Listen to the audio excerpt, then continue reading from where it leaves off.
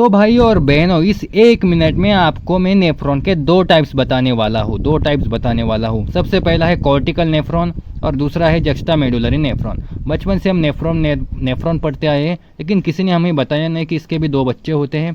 तो पहला बच्चा है कॉर्टिकल नेफ्रॉन। इसको कॉर्टिकल नेफ्रॉन इसीलिए बोलते हैं क्योंकि इसका जो लूप ऑफ हेनले होता है बहुत शॉर्ट होता है।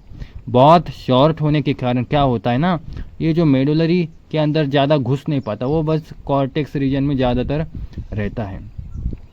लेकिन जो जक्स्टा मेडुलरी नेफ्रॉन होता है, इसका जो लूप ऑफ हेनले होता है बहुत लंबा होता है और ये क्या करता है, runs deep into the medulla, मतलब मेडुला के अंदर घुस जाता है। भाई बहुत लंबा होता है तो आसानी से घुस जाएगा ना भाई।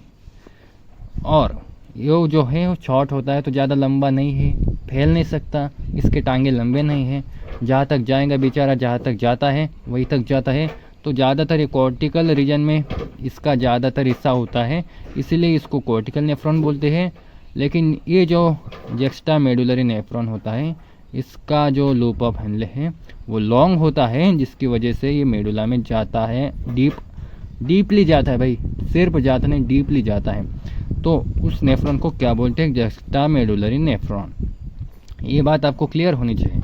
दोनों में बेसिक डिफरेंस बस इतना है जितना इस बुक में दिया गया है।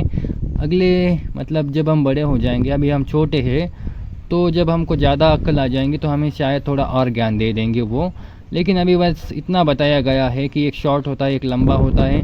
लंबा होने के कारण वो मेडुलरी में जाता है, उस टाइप के नेफ्रॉन को जक्स्टामेडुलरी नेफ्रॉन बोलते हैं। जिसका छोटा होता है वो अंदर नहीं जा पाता है, सिर्फ बहुत ही लिटल जाता है मेडुला के अंदर, उसको बोलते हैं कॉर्टिकल नेफ्रॉन्स। और जो ये वैसा रेक्टा है, ये या तो पूरी तरीके से एब्सेंट होता है या फिर हाईली रिड्यूस्ड होता है, मतलब टुच्चा मुच्चा सा होता है।